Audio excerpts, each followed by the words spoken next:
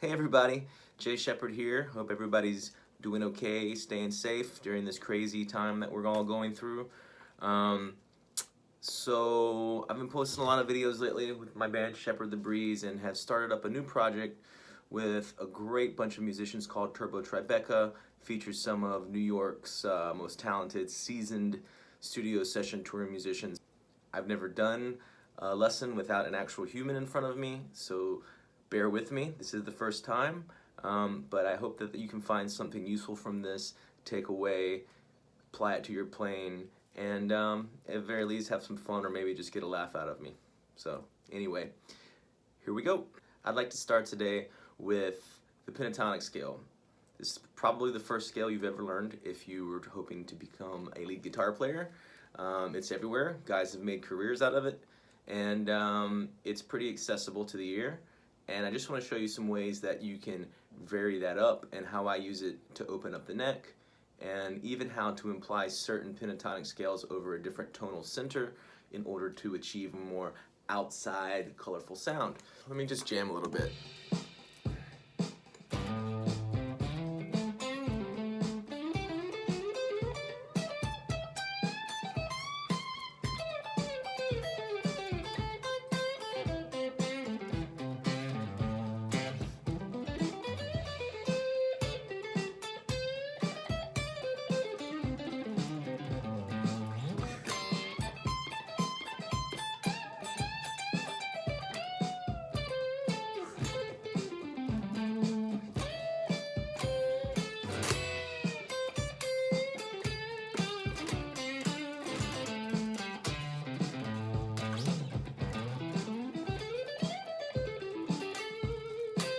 A little sloppy there at the end. I'm playing through all the positions of A minor pentatonic, and when you play through different positions of the neck, it forces you to come up with slightly different riffs or melodies or phrases that you wouldn't normally play in your standard position that everybody knows, because the notes, even though they're five, they're arranged differently in every position, or they fall differently, I should say. There always will be root, third, fourth, fifth, flat seven, and then repeat. Those are the five notes of the pentatonic scale. I like to practice that. I'll start with the click. Actually, in this case, a drum set's a little more fun, and the sound of a click can kind of get to your head after a while. So a little more pleasant, a little more enjoyable to play along with the drum loop. So here we go. First, I would just start with simple eighth notes, and I'm going to play through all the positions of the neck. So we have, in A, we'll start from the seventh.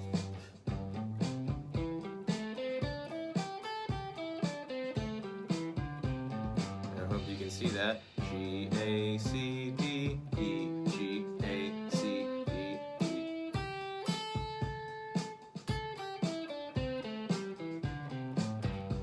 Second position, which is really our root position, the one that everyone knows and loves.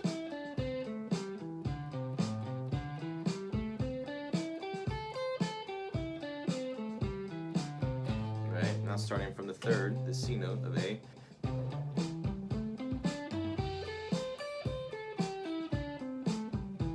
I hope I'm playing these slow enough so that everyone can see and make out the notes. If you need something, you can leave me a note in the comments, and I'll be happy to send you a more detailed explanation of what it is I'm running through, maybe some scale diagrams and whatnot. Anyway, moving on, D.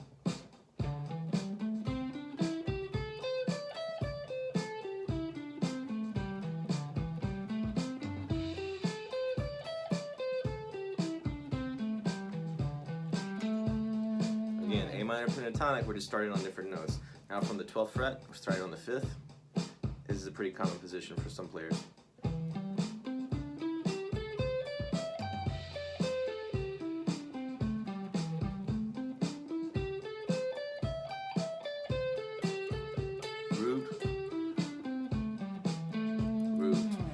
Repeats again. So the important thing to remember, or one important thing to note when you're playing through these, is where your roots are because those will act and function as landmarks to help you really find your way through the positions.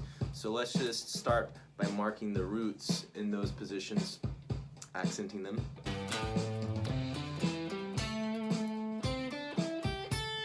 Right?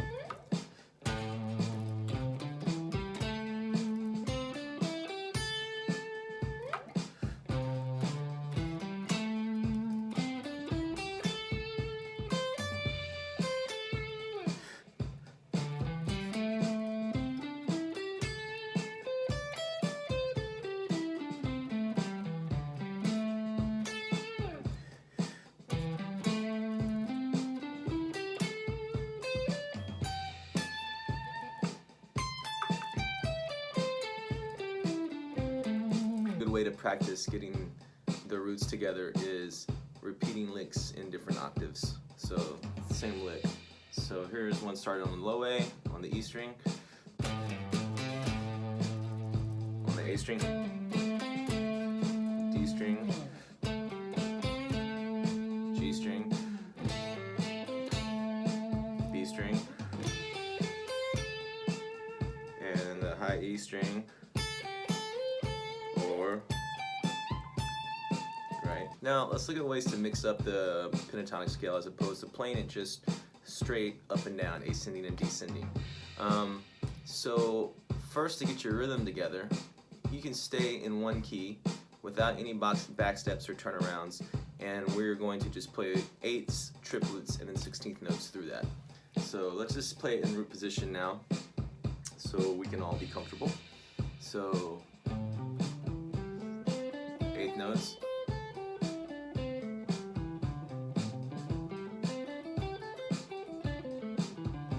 Right, to the triplet now.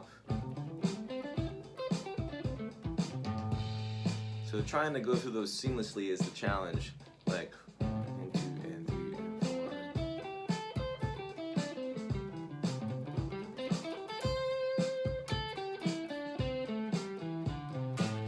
Yeah, don't hurt yourself trying to play 16th notes. You can always slow it down. I'm at 112 BPM right now, which is a little fast even for me this early in the morning. Now, let's talk about ways to spice up the scale, different patterns, the way to play the pentatonic scale. And again, you're gonna wanna play these in all positions, but we're gonna start with the one everyone's most comfortable with. Okay, so we can play it with backsteps, 3-note groupings. 1, 2, 3, back 2, 3, 1, 2, 3, back 2, 3, 1, 2, 3, back 2, 3.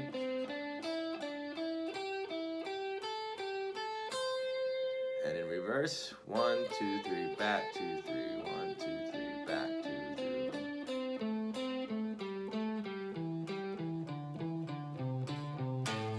All right.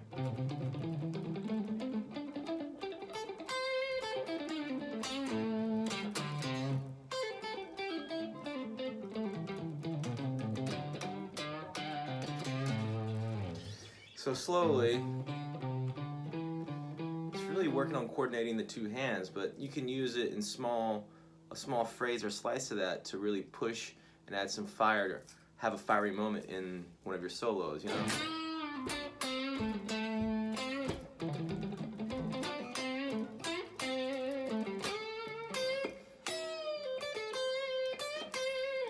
So now let's look at how we can do it with fourths, 4 notes groupings. So we have 1, 2, 3, 4, back, 1, 2, 3, 4.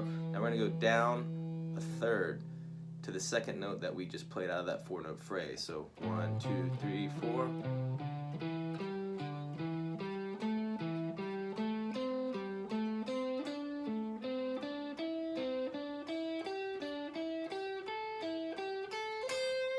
And one thing to notice about that pattern is 1, 2, 3, 4, your backstep's always going to be in this line, either your pinky or your third finger.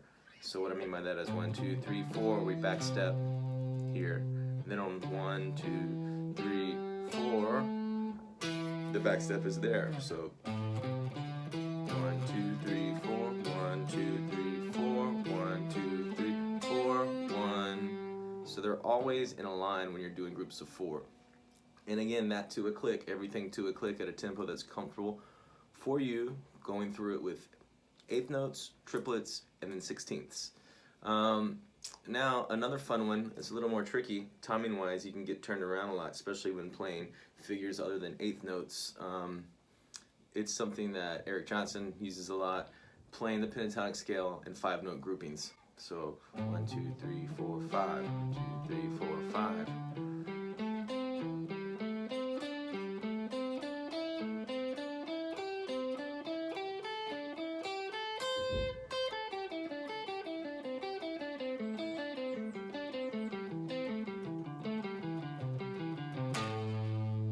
Right, just to give you a reference, what that 5-note grouping sounds like with the click track.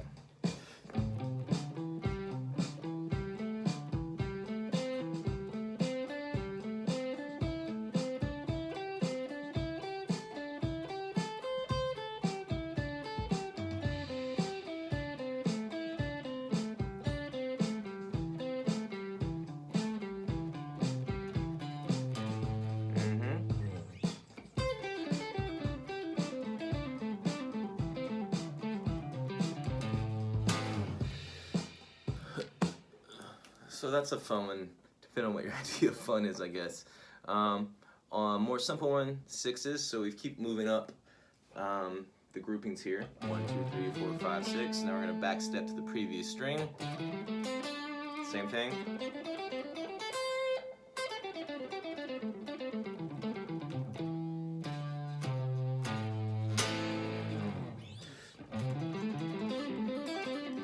So you can also apply hammer-ons to that to get some really shreddy quick stuff, or pull-offs.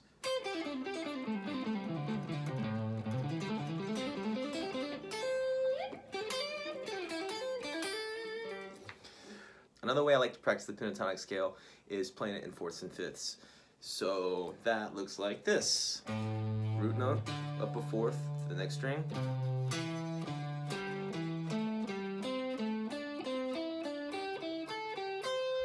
Descending, you can turn it around.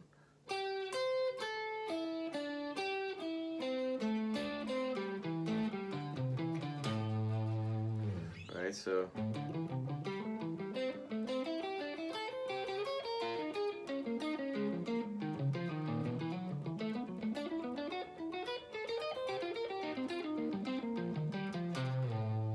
so on and so forth. There I had a little bit of fun with it, slipping up half steps into different keys, which is a little more exciting for the ear.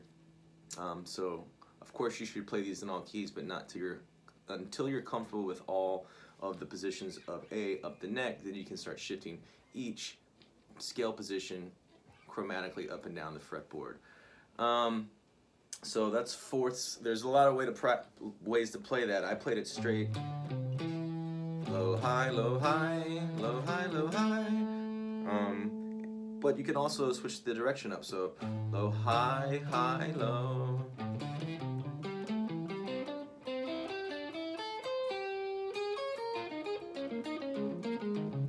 As opposed to just.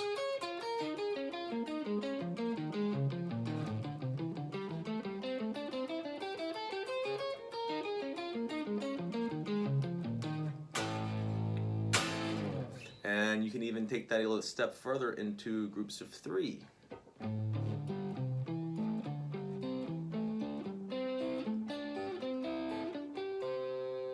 Or without cheating.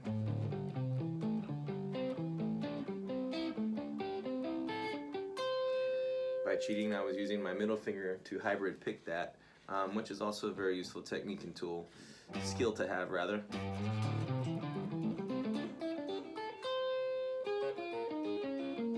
Allows you to play things a little bit faster and not have to work quite as hard with the pick.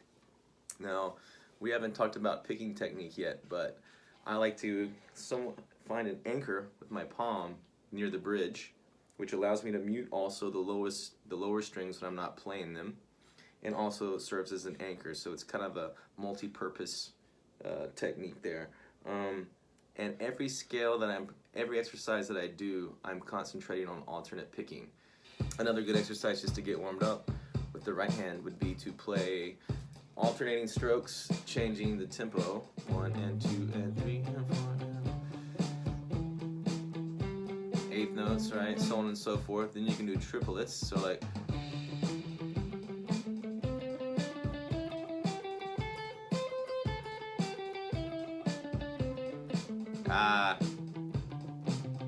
Nobody's perfect. Don't beat yourself up. All right, so if we've had enough coffee and we've properly warmed up, we might be able to pull off 16th notes.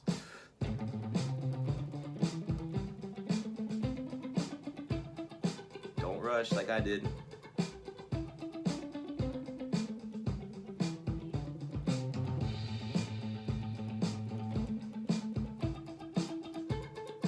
While doing any of these exercises, it's important to stay very loose. You have the tendency, and even in rock and roll, I have the tendency to want to clench up and hit harder because you're playing with a lot of emotion, a lot of enthusiasm, excitement, and adrenaline. When you practice, it's very important to try to stay relaxed and not tense up. If you start to tense up, take a break, and that should be part of your practice routine, is being aware of how you hold yourself and your muscles. Are they tightening? Are you loose? Are you breathing? So really try to pay attention to that. There's a lot of things to think about at one time, but the more you do it, the more it becomes second nature. Next topic, starting simple with the pentatonic scale, using only 4 notes to play a solo or some sort of improvised, exciting idea. I was trying to point out to a student the other day that you don't need a lot of notes to play a solo, and you can stay in one position. Eventually, you want to be able to move through all the positions, but a good place to start getting comfortable with that is playing a similar, starting on a root on each string and moving it around, only using 4 notes. Now what I mean by that, so here's our A.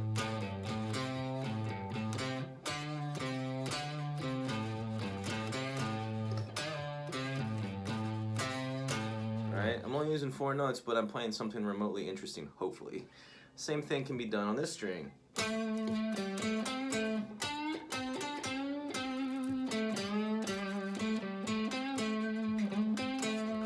Right, so then you get comfortable and you do the same thing on the D string.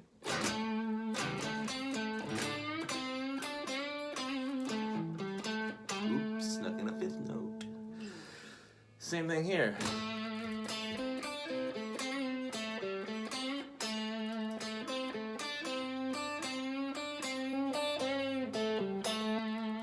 Notes. Now let's do the same thing on the G string, higher, octave up.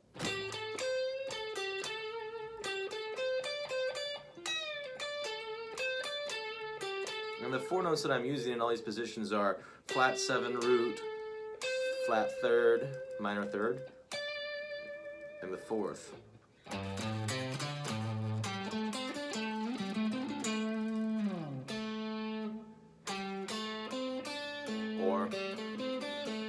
And then you haven't gotten there yet, but so just demonstrate a little bit. Solo, 4 notes, 1 position.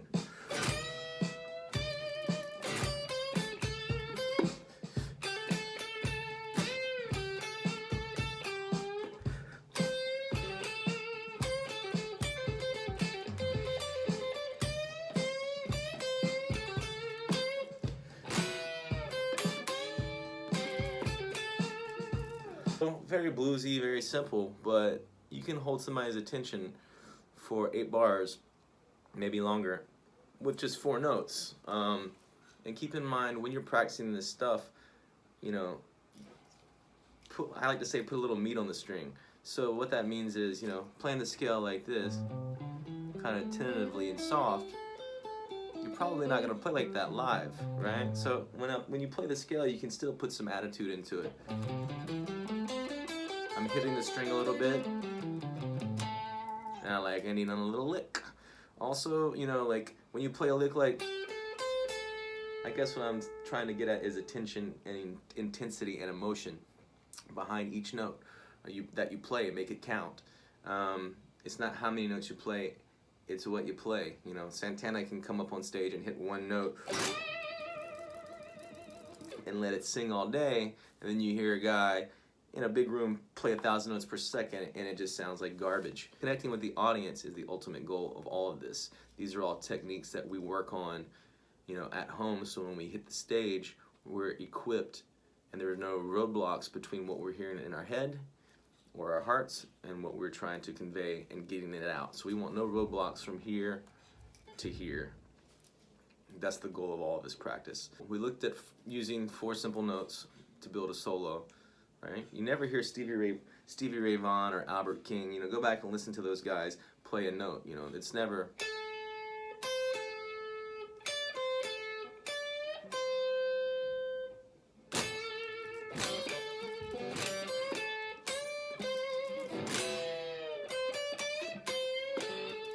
If it doesn't make your face go like this, you're not playing the blues right. Anyway, I digress. Another exercise that I do to work on getting up and down the neck is I take 4 note groupings along the top 2 strings, the B and the high E string of any particular scale, in this case A minor pentatonic, and I shift it up the neck. So, demonstrating that from first position, or starting from the 7th scale degree, we have 3 5 3 5, right? Now the next scale position, we have the next scale position, right? Little blues block. So far the first 3 are.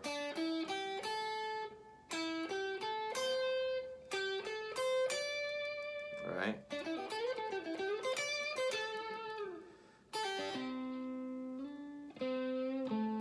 So moving on, we have, this one's a little trickier. Doesn't fall as smoothly under the fingers, but a great position.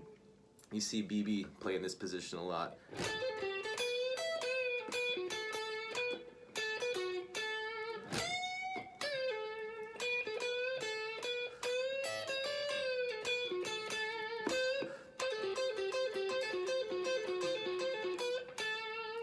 In the next position,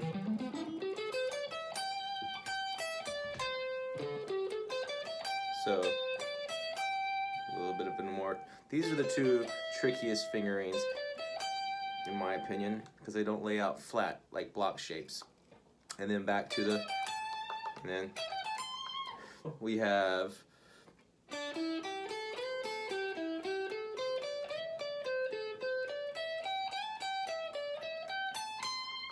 right, and always with a click. 3.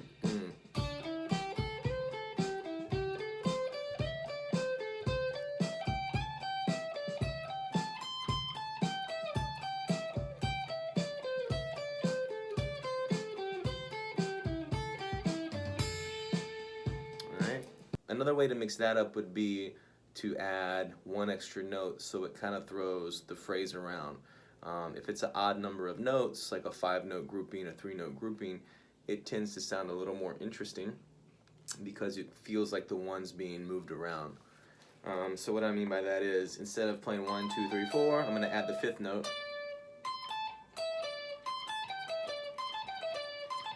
Right? 1, 2. So I'm sliding in to the next position's 5th note, which would be, right? And the same thing here. And the same thing here. Same thing here.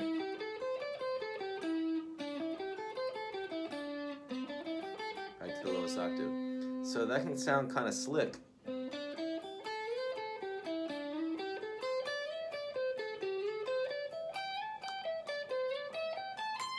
And descending. Now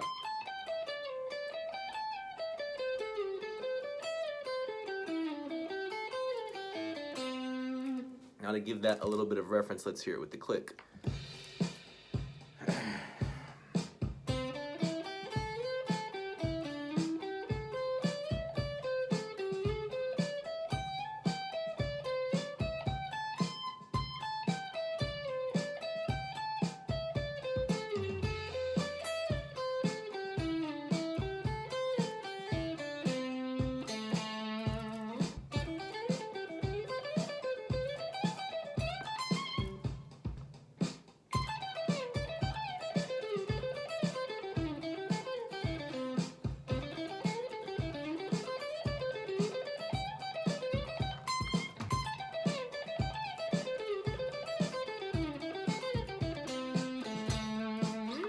Talk about now how to use what we've already learned today and try to get a little more outside or colored sounds.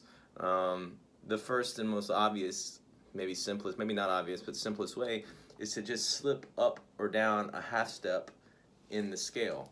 So let me demonstrate that.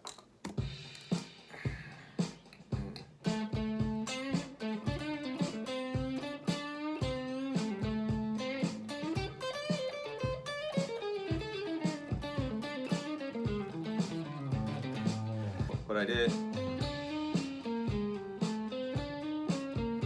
or same notes octave up.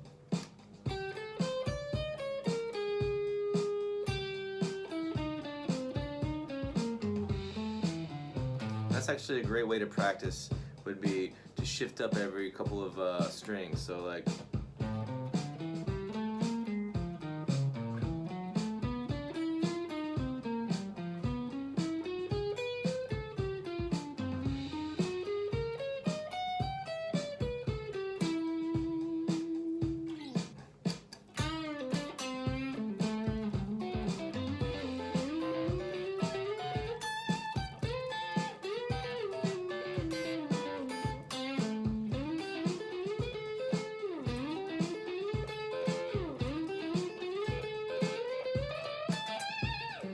slowly what that would look like if you're practicing your scale. 1, 2, 3, 4, 5, 6. Let's use sixes and shift up and then slide, play it backwards. Now that you've done these 3 strings, so we're gonna start from the A string, a half step above B flat. So we went from A to B flat to B, right? But we're not gonna start on the root this time, we're gonna start on the A string. So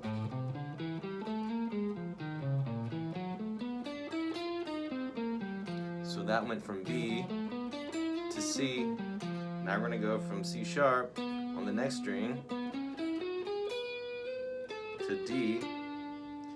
Now from D to D sharp on the G string, and we end on E. So together, slowly.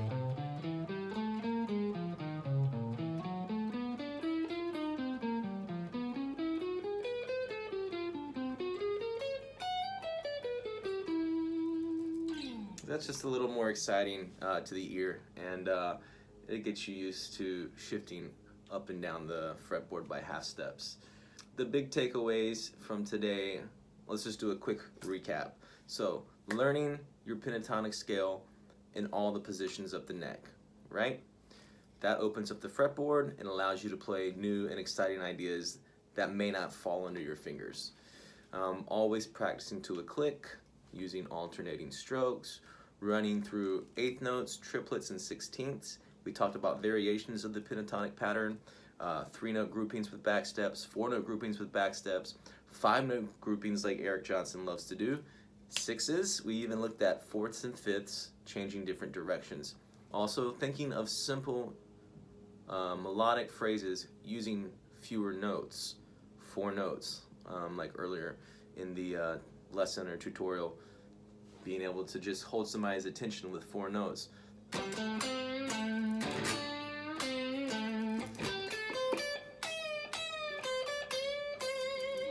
Right, so being able to move through the octaves, knowing where all your roots are in each of the positions, allows you to quickly play.